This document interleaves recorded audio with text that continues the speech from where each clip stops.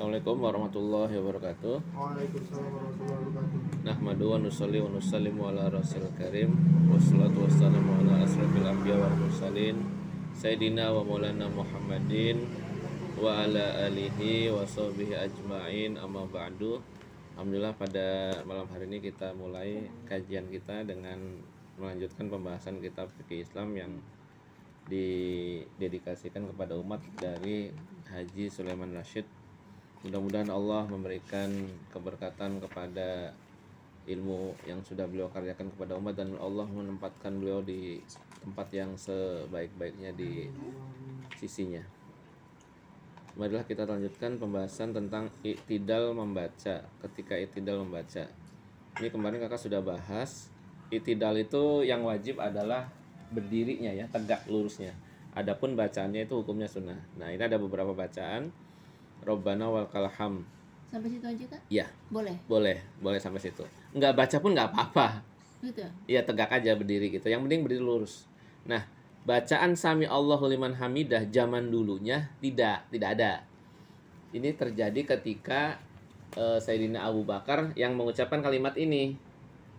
Beliau begitu sangat bahagia bisa ikut bersama Nabi dalam posisi ruku.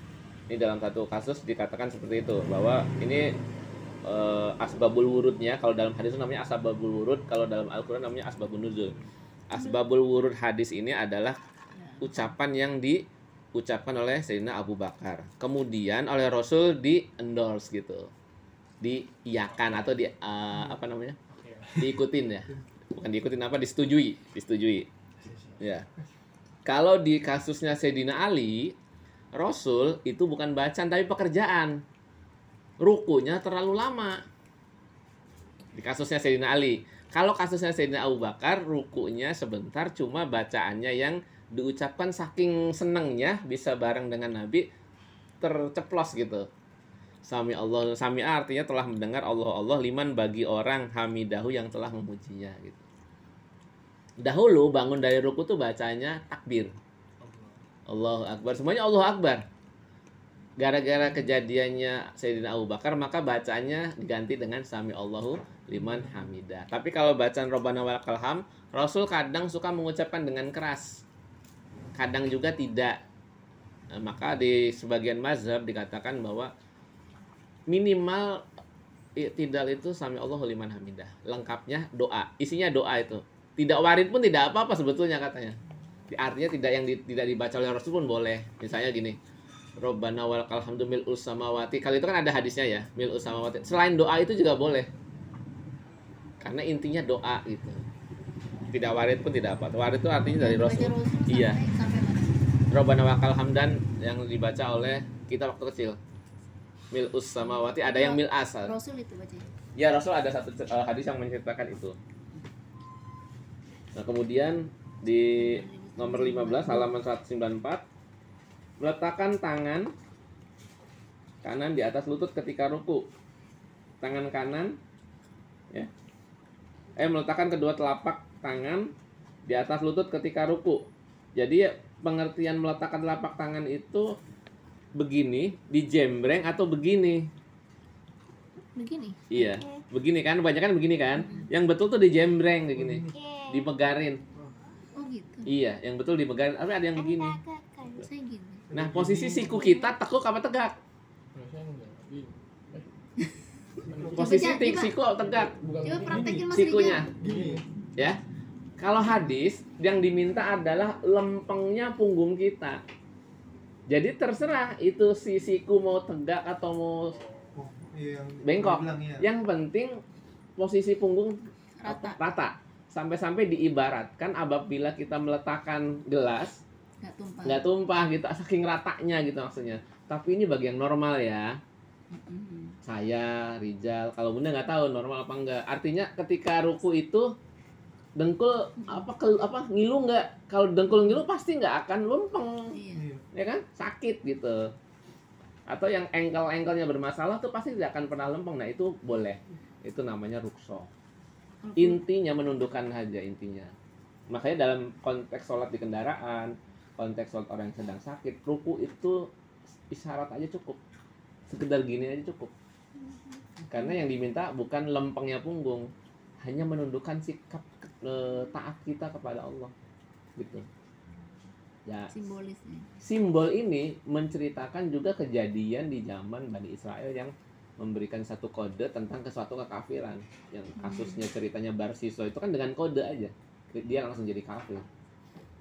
Jadi ketika dalam perjalanan dia digoda oleh setan, Barsiso ini kena. Dia tuh termasuk ulamanya Bani Israel, tapi kena. Tapi dengan satu tipu daya setan, kodenya aja sudah mengkafirkan dia gitu. Ini satu cerita dia mengatakan begitu.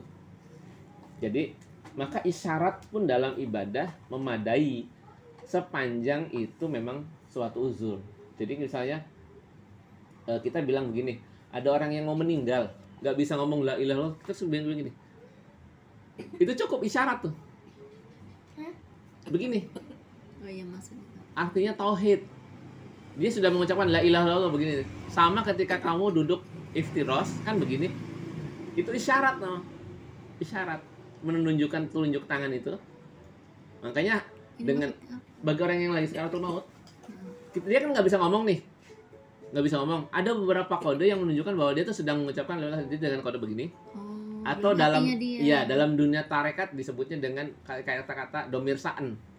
Kita kata hu. Oh yang hu itu. Hu itu artinya la ilaha illallah, Hu. apa huwallahu la ilaha illa huwallahu la ilaha illa huwal hayyul qayyum. Untuk panjangannya itu. Huwallah. Kul huwallah. Gitu. Nah, dalam dunia tarekat itu hu itu adalah domir sa'an, artinya hu itu bukan suatu kesesatan, tetapi memang suatu kode menunjukkan ketauhidan. Namanya kalau dalam kitab Imriti itu namanya domir sa'an, artinya suatu domir yang tidak perlu dijabarkan. Si pelakunya sudah ketahuan, orangnya sangat populer, namanya domir. Hu Fa'uribat, itu kan ya. Fa'uribat Ya Allah, hu. domir sa'an gitu. Saya kakak lupa syairnya itu. Ada di kitab Imriti. Itu kitab grammarnya bahasa Arab. Fa'uribat makna domir syani, fa'uribat bilhani bil alhani gitu. Cuma salatu pokoknya panjang lah, kakak lupa cuma itu. Tapi intinya itu adalah suatu domir yang menunjukkan dia sudah populer. Contohnya seperti ini. Begitu kita bilang, kakak udah pernah ulas ya, RI 1 berarti siapa? RI 1 berarti siapa? Soekarno. Presiden. RI 2 wakil presiden gitu maksudnya. Jadi kata-kata RI itu udah begitu populer sampai kita udah langsung nyebut, wah pasti presiden itu gitu. Orangnya di mana? Siapa? RI 1 pasti apa? Presiden, iya Jokowi. Maksudnya gitu, kode saking populernya. Ya, lanjut baca sekarang Mimi halaman 16, nomor 16. Mimi nomor 16 Mimi. Enggak, nomor 16. Nomor 16.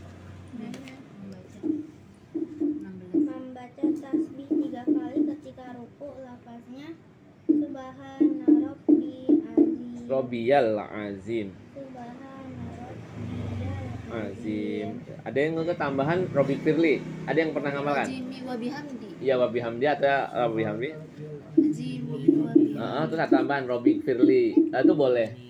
Tapi ini sunnah ya, 3 kali berapa kali sunnah. Nah, cuma kakak wanti-wanti kalian jangan sampai ketika menjadi imam melebihi dari 3 kali. Kelamaan, kasihan yang lagi puyeng, sakit mata kayaknya mau keluar. Subhanallah. Iya, sakit mata itu Sunnahnya 3 kali. sunnahnya 3 kali.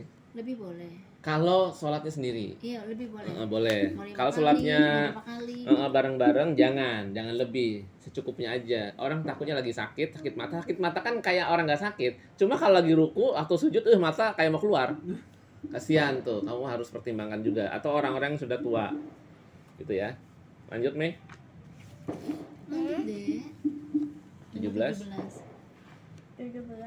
Mm-mm. Membaca tasbih 3 kali ketika sujud, Sujud.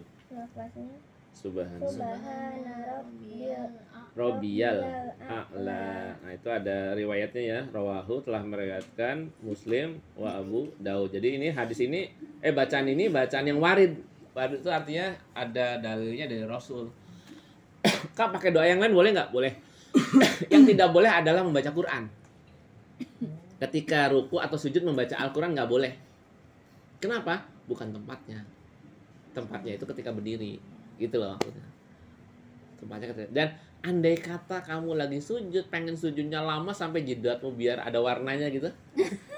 Itu kalau lagi sendiri, terserah bacanya apa aja boleh. Yang penting diniatkan doa. Tapi nggak sengaja biar Dan doanya pakai bahasa Arab. Arab. Ketika doanya pakai bahasa Indonesia, batal. Kadang-kadang orang sujud terakhir suka lama banget tuh dia berdoa. Nggak apa-apa. Berdoa keinginannya dia. Nggak apa-apa. Tapi harus bahasa Arab. Enggak, doa bukan doa itunya. Kalau dalam hati boleh pakai bahasa Indonesia, tapi kalau yang didoakan yang dimaksud untuk sujud itu pakai bahasa Arab. Oh iya, tapi kadang-kadang orang suka lama ya sujud terakhir ya. Tapi kalau jadi imam nggak boleh Berdoa, harusnya. Dia sholat sendiri, dia Sendiri, berdoa, nggak apa-apa, boleh. maksudnya dia berdoa gitu, berdoa yang dia keinginannya apa. Iya, tapi dalam hati kalau itu. Pakai bahasa Indonesia. Boleh Oh, dalam boleh. hati, boleh dalam hati. Sujud terakhir itu. Boleh, tapi dalam hati. Tapi kalau mau dilafalkan kan sholat itu kan lirih ya, bukan dalam hati. Iya.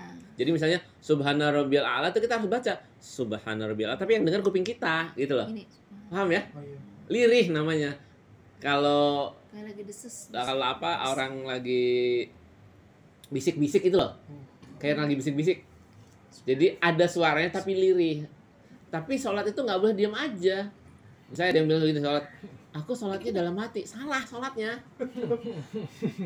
Kita bukan ngelamun. Gila, Iya sih. gitu-gitu aja ya. Kita sedang berbisik-bisik dengan Allah gitu. Tapi juga jangan terlalu kencang. Misalnya kalau nggak jadi imam, Kak kalau ngusir biar nggak iseng ya silakan lah. Makanya ada istilah sholat zuhur itu kan dilirihkan. Kenapa? Siang kelihatan gerakannya kalau berjamaah. Tapi andai kata dibaca sholatnya sah nggak? Dibaca kencang jahar gitu. Bismillahirrahmanirrahim. Sah, tapi tidak warid gitu aja. Artinya tidak yang dicontohkan oleh Nabi. Bid'ah enggak? Ayo. Iya. Nah, kan kita lagi musimnya apa aja bid'ah. Ya yang penting tidak mesti harus dihukumi bid'ah yang begitu tuh. Yang penting tidak warid aja. Karena tidak semua yang tidak warid itu jadi dosa, tidak. Ada yang tidak warid tapi tidak jadi dosa, kayak apa? Baca doa-doa yang dikarang, kayak para ulama mengarang doa-doa. Banyak kan yang dikarang doa-doa tuh. Iya. Coba siapa yang pernah tahu doa ba'da tarawih? Allahumma ja'alna bil imani kamilin. Ayo, ada dalilnya nggak? Belum ada yang nemu kan? Tapi populer kan di kalangan masyarakat kita. Boleh. Karena itu dikarang para ulama yang bersifat doa yang baik-baik saja. Boleh. Nggak ada masalah. Kan doa. Gitu. Bukan khusus yang diajarkan sama Rasul dengan kata-kata untuk ibadah tertentu. Gitu.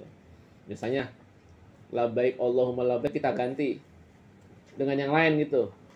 Ya nggak boleh. Kenapa? Rasul ngajarkannya labbaik. Kita ganti nggak boleh gitu. Karena itu juga bukan doa juga. Labbaik Allahumma labbaik la syarika lak innal hamda kita ganti gitu. Ahlan wa sahlan gitu. Ya nggak boleh, nggak sah malah tadinya. Gitu. Jadi ada yang warid itu boleh, ada yang warid, yang tidak warid malah jadi dosa ada. Nah, itu kaidahnya ada di mana? Kaidah bacaan-bacaan seperti itu adanya di usul fikih. Ya, adanya di usul fikih. Nah, usul fikih itu berbicara bagaimana, kayak ulama Indonesia selalu ngotot dari dulu nggak pernah mengizinkan yang namanya sholat dengan berbahasa selain Arab. Tetapi khutbah sebagian membolehkan pakai bahasa Indonesia. Tapi ada juga yang ngotot pakai bahasa Arab. Nah, itu nggak ada masalah. Karena khutbah sifatnya komunikasi dengan orang. Kalau sholat bukan dengan orang gitu. Bisa dipahami? Jadi kalau khutbah kamu misalnya, saya pengen warid dari Rasul, pengen bahasa Arab, silakan, sah. Saya pengen pakai bahasa Jawa gitu, bahasa Sunda, silakan. Karena itu komunikasinya tujuannya dengan orang. Walaupun orang yang mendengarkan khutbah kita itu adalah tidak wajib mendengar, karena yang wajib adalah memperdengarkan. Artinya dia mau ngantuk, mau tidur, bahasa kasarnya ngobrol pun sholat Jumatnya tetap sah, cuma kan dia pahalanya berkurang gitu. Ngobrol sih. Tapi kalau dia ngantuk tetap dapat pahala. Ya kalau kata kakak bahasanya zaman dulu selalu bilang lebih baik orang itu dengerin khutbah tidur daripada dengerin khutbah ngobrol. Tidur tinggal wudhu, ya kan? Tapi kalau ngobrol wudhunya tidak batal, tapi pahalanya zero. Jong. Mengganggu juga. Iya, mengganggu gitu. Lanjut ya. Ayo Bunda baca. 18. Membaca doa ketika duduk antara dua sujud. Lafaznya Robil Robik firli. ini bukan ini. Yang Allahumma. Jadi dari Arabnya aja dibaca, yang Arabnya aja dibaca. Ani bani dia. Itu hadisnya. Dari sini baca. Yaqulu Enggak ada. Allahumma firli Firli warhamni warhamni wajburni dini wahdini warzuqni. Nah, itu yang dari warid dari Rasul ya. Kan ada yang warfa'ni kan? Iya.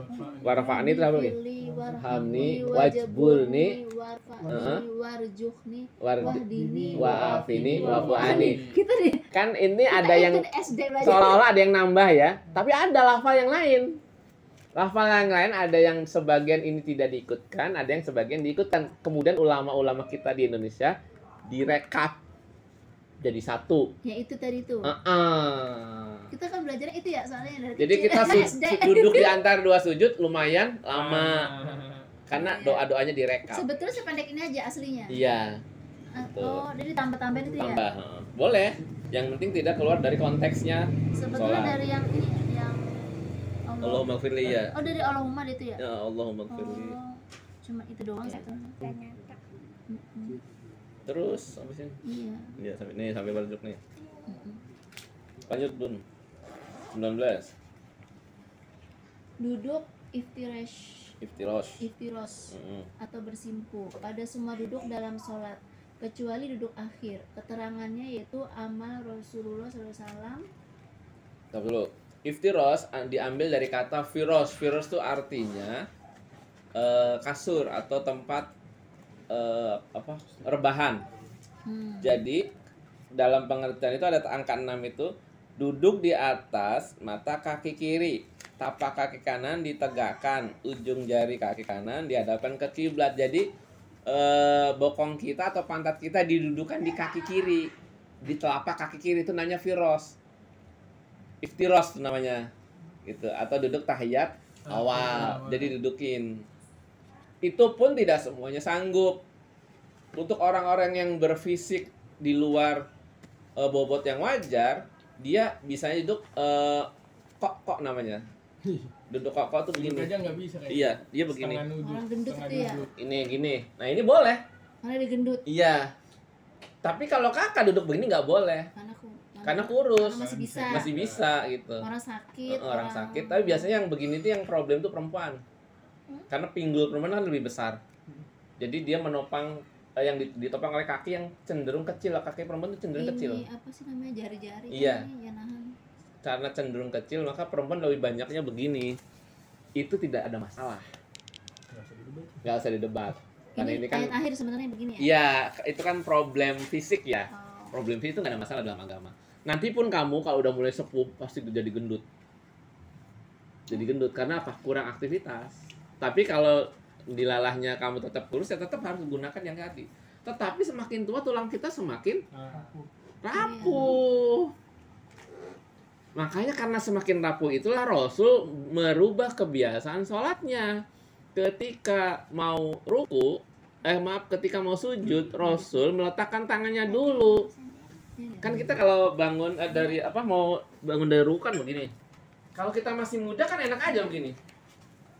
Iya. Ya kan? Kuat tulang kita, tapi kalau udah tua pasti begini. Nah, Saya gitu. begitu. Iya. Kenapa? Kaki dengkulnya sudah tidak kuat menopang. Jadi sunnahnya yang mana? Sunnahnya meletakkan lutut dulu, baru tangan. Itu kalau wajar. Kalau tidak wajar, tangan dulu, baru kaki. Jangan dibalik. Istilahnya semua Iya. sah lah, semua Jangan sah lah. sampai orang yang tidak ruksoh, dia mengambil keruksohan. Nggak boleh. Ya. Ada Gitu beda maksudnya. mah biarin aja lah Iya, gerakan mah. iya. Kadang-kadang Artinya orang itu ribet rukso banget. sebetulnya. Meletakkan tangan dahulu sebelum lutut itu rukso. Sejatinya atau yang normalnya adalah meletakkan lutut dulu baru tangan gitu. Lanjut tuh. Duduk tawaruk, duduk akhir. Keterangannya adalah amal Rasulullah. Dalam riwayat Bukhari ya. Tawaruk itu sama dengan seperti tiros. Ada di angka 7 tuh. Tetapi telapak kaki kiri dikeluarkan sebelah kanan dan pantatnya sampai ke tanah. Jadi pantatnya itu kena di lantai atau di skarpet gitu. Begini kan? Udah pada ngerti kan kalau begini? Iya. Gampang. Gampang. Lanjut 21. Duduk istirahat atau sebentar sesudah sujud kedua sebelum berdiri. Nah, dalam suatu riwayat ulama mengatakan duduk istirahat itu tidak terlalu lama seperti orang duduk di atas batu panas. Gini. Gitu. Jadi begitu kita mau duduk seolah-olah mau berhenti, langsung bangun lagi, mantul gitu. Itu pun bagi yang ini duduk istirahat itu diperlukan untuk orang-orang yang sholatnya seakan-akan terlalu cepat, kemudian dia agak terlambat, itu duduk boleh. Sebetulnya duduk istirahat itu fungsinya untuk makmum yang kelelahan, makanya diistirahat. Kalau imamnya terlalu cepat, dia jangan buru-buru ngejar imam, santai aja. Jadi dia boleh duduknya istirahat gitu. Sebentar dong tapi. Sebentar ya. Kalau lama ya berarti khawatir nanti mufarokoh keluar gitu. Lanjut. Rijal. Nomor 23. 22. 22. Bertumbuh pada tanah tatkala hendak berdiri dari duduk. Keterangannya amal Rasulullah SAW. Dalam ini ya populer semua sudah ya. Lanjut 23. Memberi salam yang kedua hendaklah menoleh ke kiri sampai pipi yang kiri itu kelihatan dari belakang. Itu artinya aja Kak. Iya. Ya. Dari Said bin Abi Waqqas, ia berkata, saya lihat Nabi Shallallahu Alaihi Wasallam memberi salam ke kanan dan ke kiri sehingga kelihatan putih pipi beliau. Riwayat Muslim. Nah, ini yang jadi perdebatan. Ketika makmum itu yang nasbuk, dia mau berdiri melanjutkan rakaatnya di salam yang keberapa kan? Kalau di cerita-cerita kitab fikih, imam itu dikatakan selesai setelah salam yang kedua kan. Tetapi dalam kaidah hukum sholat dikatakan selesai ketika salam yang pertama. Iya kan? Begitu assalamualaikum, sholat selesai sebetulnya, putus semua itu.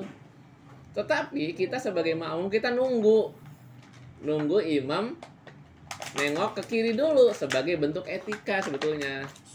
Kalau sholatnya sudah selesai, sudah putus, seolah-olah kita mengikuti orang yang sedang tidak sholat, seolah-olah. Itu nggak apa-apa sebetulnya, nggak jadi masalah. Cuma kita harus pahami dulu kalau salam itu adalah pekerjaan yang mengakhiri sholat. Paham dulu kita. Nah, lantas ada salam yang kedua sebagai salam sunnah. Artinya ketika kita salam yang pertama langsung berdiri boleh, nunggu salam kedua boleh. Yang tidak boleh itu imam sudah berzikir, kita masih nungguin apa gitu. Kan kita sudah mandiri sholatnya, udah mustakili gitu. Sudah mandiri. Jadi jangan terlalu lama. Kanan wajib, salam kiri sunnah. Iya. Terus saya mau nanya, ya kalau duduk akhir itu kan ada gini, ini maksudnya apa sih? Kode isyarah. Ada asyhadu alla. Iya. Langsung begini Isyarah ya, Nabi mengisyarahkan ini menunjukkan kita tauhid itu. mengakuin keesaan Allah. Iya, Oh, tauhid. itu maksudnya. Adapun masalah digerak-gerakan dan tidak digerak-gerakan jalan yang lurus itu perdebatan fikih ya. Tapi kalau kakak iya tuh. nggak digerak-gerakan, tegak begini aja, lama-lama capek bergerak sendiri, tangan pegel. Bergetar. Gini deh, Iya, bergetar. turun gitu. Iya, jadi nggak itu. Terus yang gini-gini maksudnya apa? Iya, mungkin bergetar itu. Tapi kalau bahasa kita sholat berjemaah itu bergetar itu mustahil. Kenapa? Karena Rasul kalau sholat berjemaah itu ringkas. Ringkas aja, ringkas. Nggak terlalu lama. Ringkas. Tapi kalau sholatnya lama, Untuk sendiri lah. seperti ceritanya Abdullah bin Abbas, sampai dia pulang, balik lagi, Rasul masih sholat. Sampai Siti Aisyah waktu itu seolah-olah pengen ngedengerin bacaannya Rasul. Kan Rasul kalau sholat malam tuh agak kedengeran lirihnya. Agak kedengeran, jadi seolah-olah pengen ngedengerin. Tapi tiba-tiba udah kecapean ya tidur gitu. Tiba-tiba. Ya masalahnya bukan salah itu, tapi masalahnya isyarahnya yang penting. Terserah kita mau melihat menggerak-gerakkan begini atau tidak, yang penting kode isyarahnya. Yang nggak boleh kan begini. Nggak, pendapat lain ini maksudnya apa? Artinya Isyarah, kode. Pendapatnya sama. Sama. Menunjukkan bahwa itu isyarah gitu. Kita menjaga Allah. Isyarah ketauhidan. Kan asyhadu alla ya pas asyhadu Iya, pas asyhadu alla, iya. Pas apa? Dua kalimat syahadat ya. Iya, seperti kita mengucapkan 2 kalimat syahadat itu. Terakhir, jawab. Oke. 24. Ketika memberi salam hendaklah diniatkan memberi salam kepada yang di sebelah kanan dan kirinya, baik terhadap manusia maupun malaikat. Imam memberi salam kepada makmum dan makmum berniat menjawab salam imam. Jadi salam yang dimaksud adalah assalamualaikum yang kanan itu dimaksudkan kepada kalau di cerita-cerita guru-guru zaman dahulu dikatakan kita memberi salam kepada malaikat dan para nabi dan sebagainya. Salam ke kiri kita dikatakan orang-orang soleh gitu. Bukan Allah ya. Enggak, salam kan itu akhir. Nah ini dikatakan sebagai bentuk penghormatan saja. Makanya sholat dari A sampai akhir, dari A sampai Z, dari takbiratul ihram sampai salam dikatakan sebagai bentuk manifestasi kegiatan Rasul ketika Mi'raj sebetulnya. Jadi Rasul itu seolah-olah seperti sedang merangkum pekerjaan beliau ketika berangkat Mi'raj gitu. Karena ada beberapa gerakan yang mirip dengan agama sebelumnya. Seperti apa? Seperti ruku, sujud, kan kayak mirip, nyembah-nyembah itu kan. mirip. Ya memang agama samawi dalam prakteknya itu kan sebetulnya mirip. Hanya saja terjadi penyimpangan-penyimpangan sehingga Allah perlu menyempurnakan dengan menurunkan nabi berikutnya gitu loh. Jadi setiap nabi kepada nabi berikutnya itu menyempurnakan pekerjaan nabi sebelumnya. Gitu. Bisa dipahami ya? Jadi bukan berarti kita ngejiplak ibadah orang, tidak. Memang Rasul itu melakukan tata cara sholat itu seperti merangkum gitu pekerjaan ketika Rasul melihat aktivitas ibadahnya malaikat, ibadahnya para nabi. Jadi dikatakan dalam suatu cerita bahwa nabi di alam sana di langit itu katanya tetap beribadah. Ada yang mengatakan begitu, ada yang mengatakan tidak. Kenapa? Ya karena sudah selesai. Tetapi para nabi itu kan karena dianggap nabi sebagai kekasih Allah, maka ya ibadahnya dilanjutkan gitu. Dalam cerita Mi'raj kan ada dikatakan Rasul ibadah di Masjidil Aqsa kan dengan arwah para nabi, walaupun hadisnya banyak diperdebatkan. Tetapi itu menunjukkan bahwa sebetulnya tata cara ibadah itu para nabi maklum, mengetahui semua. Itu dari zamannya Nabi Adam sampai Nabi Muhammad. Artinya ibadah itu untuk agama samawi sebetulnya sama. Hanya saja periodisasinya berbeda mengikuti kekuatan umat pada saat itu. Nah, cukup dulu ya. Sampai di situ, nanti kalau ada pertanyaan kita tutup setelah pengajian. Alhamdulillah pengajian kita akhiri. Sebelum diakhiri, mari kita bacakan suratul Fatihah untuk pengarang kitab ini kepada Haji Sulaiman Rashid. Mudah-mudahan ilmunya bermanfaat bagi kita dan seluruh umat manusia. Al-Fatihah. A'udzubillahi minasyaitonirrajim. Bismillahirrahmanirrahim. Ar-Rahmanirrahim. Alhamdulillahirabbil alamin. Arrahmanirrahim. Maliki yaumiddin. Iyyaka na'budu wa iyyaka nasta'in. Ihdinas siratal mustaqim. Siratal ladzina an'amta 'alaihim ghairil maghdubi 'alaihim waladdallin. Amin. Subhanaka Allahumma wa bihamdika asyhadu an la ilaha illa anta astaghfiruka wa atubu ilaik. Assalamualaikum warahmatullahi wabarakatuh. Waalaikumsalam warahmatullahi wabarakatuh. Wabarakatuh.